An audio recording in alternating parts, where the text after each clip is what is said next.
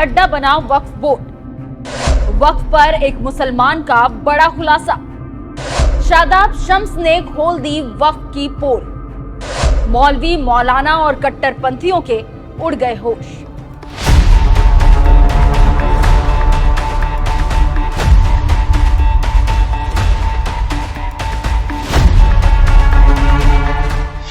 नमस्कार, मैं हूं खुशबू राय, आप देख रहे हैं एनएमएफ न्यूज। देश भर में वक्फ बोर्ड समय समय पर जमीनों पर अपना दावा ठोकता आया है। अल्लाह के नाम पर जमीनों पर अवैध कब्जा करने का सिलसिला थमने का नाम नहीं ले रहा है। दूसरे की संपत्ति को मनमाने तरीके से अपनी संपत्ति घोषित करना वक्फ के लिए बाएं हाथ का खेल जैसा है। अब इसी बीच कर्नाटक में वक्फ ने 1500 एकड़ की जमीन को अपना बताकर खाली करने को कह दिया है। ये कोई नई बात तो है नहीं, पहले भी वक्फ ऐसा कर ही चुका है। कभी गांव तो कभी मंदिर तो कभी सरकारी संपत्ति। वक्फ को लेकर ऐसे कई किस्से मशहूर हैं। अब इन तमाम कंट्रोवर्सीज के बीच एक मुसलमान ने ऐसी दहाड़ लगाई है कि इन धर्म के नाम पर अपनी दुकान चलाने वाले कट्टरपंथियों के पसीने छूट गए हैं। वक्फ बोर्ड के अंदर की बात को जानकर सभी हैरान हो जाएंगे। हो सकता है कि इसे सुनने के बाद मौलाना और मौलवी गुस्से में आ जाए, क्योंकि इसके बाद उनकी दुकान ठप होने वाली है। कुछ नेताओं के पसीने भी छूट जाएंगे जो वक्फ के नाम पर लूट खसोट कर ऐशो आराम की जिंदगी काट रहे हैं। यहाँ उत्तराखंड में एक बड़े नेता हुए संजय गांधी जी के साथी रहे, कांग्रेस, यूथ कांग्रेस के बड़े मजबूत नेता हुए अकबर अहमद डंपी, पूर्व सांसद भी हैं। 200 बीघा में रिसोर्ट बना हुआ है नैनीताल रामगढ़ के अंदर। ये वक्फ का हाल है। एक दूसरे सांसद हुए मुजफ्फरनगर के से कांग्रेस के सांसद होते थे जमा साहब, सईदुज्जमा, उन्होंने कलियर के अंदर पूरा बढ़िया शानदार वाला कब्जा किया हुआ। तो खुद मुस्लिम उलेमा, मुस्लिम धर्मगुरु जिनके पीछे मुसलमान फॉलो करता है, कलियर के सज्जादे जो दरगाह है साबिर पाक की, दुनिया की बहुत मान्यता प्राप्त दरगाह है, पूरी दुनिया से वहाँ लोग आते हैं और जो अपने नाम के आगे साबरी लगाते हैं वो साबिर पाक की निस्बत से वो लोग जुड़े रहते हैं। वो दरगाह को जो वहाँ के मौलाना हैं, तथाकथित अपने आप को जो वहाँ की सज्जादा गद्दी नशीन कहते हैं, अब वो लोगों ने उस संपत्ति को, जिनके बड़े कहते थे हमारे बदन के कपड़े भी दरगाह साबिर पाक की अमानत है, हम खादिम हैं यहाँ के, वो कह रहे हैं हम मालिक हैं। और सैकड़ों एकड़ जमीन उन्होंने अपने नाम पे खादिम हटवा दिया और दर्ज करा दिया, और हाई कोर्ट, सुप्रीम कोर्ट, वक्फ जानबूझ के हारता चला गया। इतनी बढ़िया सेटिंग होती है वक्फ बोर्ड के साथ। वक्फ बोर्ड तो पैसे हारने के लेता है केस को, हारते चले गए, उनके नाम पे वक्फ की संपत्ति दर्ज हो गई। आज वो मालिक बने घूम रहे हैं, जहां सदियों से मेला लगता आया है, सैकड़ों सालों से। आज वो संपत्ति भी वक्फ की नहीं रही है, वो भी सज्जादों के नाम पे चली गई है। एनएमएफ न्यूज से जब शम्स साहब ने बातचीत की तो उन्होंने बड़ा खुलासा किया। बताते हैं कि आम मुसलमानों को कैसे बहकाया और बरगलाया जाता है। डर का खेल है, डराया जाता है। इस मुस्लिम समाज को, जो शोषित समाज है, जो वंचित समाज है, वो डरा हुआ है, उसे और डरा रहे हैं। तो एक तो दूसरी तरफ से डरता है, फिर अपने वाले डराने बैठ जाते हैं। उसने कहा आप, तुम्हारा क्या होगा, मस्जिदें बंद कर दी जाएंगी, सब लूट लिया जाएगा, सारी ज़मीनें छीन ली जाएंगी। किससे छीन ली जाएंगी? इन गरीबों के पास है क्या जिससे छीना जाएगा?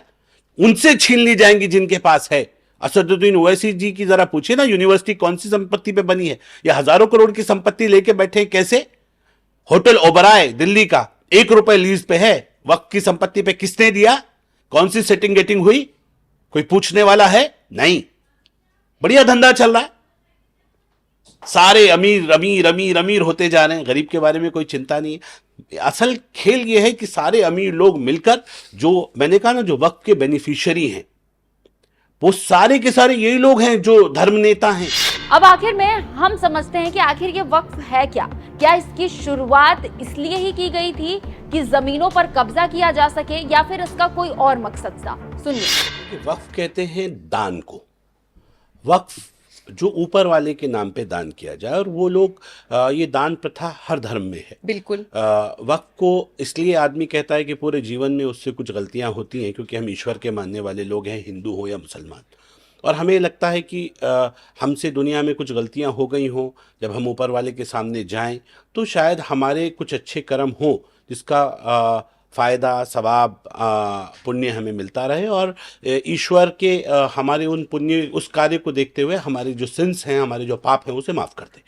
इसलिए और गरीबों के काम आना, जब हमारे पास कुछ है तो हम कम से कम ईश्वर के नाम पे कुछ दान करके चले जाएं, ये हमेशा हमारी एक परंपरा रही है। यही वक्फ था। सबसे पहले वक्फ हुआ जब मोहम्मद साहब 1400 साल पहले अरब में थे। उन्होंने एक बाग खरीदा और उस बाग को खरीदने के बाद उन्होंने उसे ये कहा साहबाओं को अपने कि इस बाग से जो इनकम आएगी उससे उन गरीबों की आपको मदद करनी है जो ज़रूरतमंद है। कहीं नहीं कहा गया कि खाली मुसलमानों की मदद करनी, ये कहा गया जो ज़रूरतमंद है उनकी मदद करो। तो मुझे लगता है कि इस्लाम के मानने वाले सभी फॉलोअर्स इसको अपनी ज़िंदगी का हिस्सा बना के आगे चलते हैं और मुझे लगता है कि ये बहुत अच्छा काम। शादाब शम्स कहते हैं कि वक्फ को लेकर जो लोग हल्ला मचा रहे हैं उन्होंने ही सबसे ज्यादा लूट खसोट किया है। क्या कहते हैं वो, ये बयान सुनिए। इतने आज विरोध करते हुए नजर आ रहे हैं सबके सब, मैं इतनी बड़ी जिम्मेदारी से देखिए जो शब्द इस्तेमाल कर रहा हूं, ये सब के सब वक्फ के बेनिफिशियरी हैं। किसी के पास 25,000 करोड़ की संपत्ति, किसी के पास 15,000 करोड़ की संपत्ति, और गरीब के हिस्से में एक निवाला नहीं आ रहा है। एक आम मुसलमान से आप पूछेंगे कि भाई आपको इस सदके, ज़कात, खैरात के जो वाकई जो हकदार थे उनसे पूछे कभी आपको कोई फायदा मिला, तो कहेंगे नहीं। तो पूछेंगे कभी किसी को बेवा को पेंशन मिल रही है, किसी गरीब बच्चे के लिए अनाथालय खुला है, अच्छा स्कूल खुला है, कोई मेडिकल कॉलेज खुला है, कोई यूनिवर्सिटी बनी है, नहीं, सिर्फ बेवकूफ बनाया है। वक्फ के नाम पर लोगों को ठगा गया है। वक्फ के नाम पर, मैं वक्फ बोर्ड का अध्यक्ष हूं पिछले 2 वर्षों से, और मैं इतनी जिम्मेदारी से इस बात को कह सकता हूं कि वक्फ सिर्फ लूट के अड्डे बने हैं। वक्फ में सबसे बड़ा भ्रष्टाचार अगर देश में कहीं हुआ तो वक्फ में हुआ है। उस संपत्ति को जानबूझ के वक्फ के मुतवल्ली, वक्फ के अध्यक्ष, वक्फ बोर्ड के सदस्य, वक्फ बोर्ड के कर्मचारी, अधिकारी, सबने मिलकर सरकारों के शेल्टर में लूटा है। एक मुसलमान जो खुद उत्तराखंड के वक्फ बोर्ड का अध्यक्ष है, वो बता रहा है कि वक्फ किस तरह से काम करता है, किस तरह से लोगों की संपत्ति हड़पता है। आपने भी उत्तराखंड वक्फ बोर्ड के अध्यक्ष शादाब शम्स को सुना, जिस तरह से उन्होंने वक्फ की पोल खोली है उस पर आप क्या कहेंगे? आपकी राय हमें कमेंट कर जरूर बताएं। नमस्कार। मेरे यहाँ उत्तराखंड में एक बड़े नेता हुए, संजय गांधी जी के साथी रहे, कांग्रेस, यूथ कांग्रेस के बड़े मजबूत नेता हुए अकबर अहमद डंपी, पूर्व सांसद भी हैं। 200 बीघा में रिसोर्ट बना हुआ है नैनीताल रामगढ़ के अंदर। ये वक्फ का हाल है। एक दूसरे सांसद हुए मुजफ्फरनगर के, से कांग्रेस के सांसद होते थे जमा साहब, सईदुज्जमा, उन्होंने कलियर के अंदर पूरा बढ़िया शानदार वाला कब्जा किया हुआ।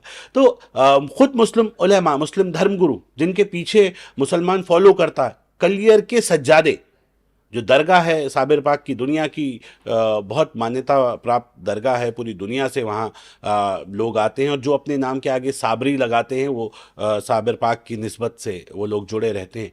वो दरगाह को, जो वहाँ के मौलाना हैं तथाकथित अपने आप को, जो वहाँ की सज्जादा गद्दी नशीन कहते हैं, अब वो लोगों ने उस संपत्ति को, जिनके बड़े कहते थे हमारे बदन के कपड़े भी दरगाह साबिर पाक की अमानत है, हम खादिम हैं यहाँ के, वो कह रहे हैं मालिक हैं, और सैकड़ों एकड़ जमीन उन्होंने अपने नाम पे खादिम हटवा दिया और दर्ज करा दिया, और हाई कोर्ट, सुप्रीम कोर्ट, वक्फ जानबूझ के हारता चला गया। इतनी बढ़िया सेटिंग होती है वक्फ बोर्ड के साथ। वक्फ बोर्ड तो पैसे हारने के लेता है केस को, हारते चले गए, उनके नाम पे वक्फ की संपत्ति दर्ज हो गई, आज वो मालिक बने घूम रहे हैं। जहां सदियों से मेला लगता आया है, सैकड़ों सालों से, आज वो संपत्ति भी वक्फ की नहीं रही है, वो भी सज्जादों के नाम पे चली गई है।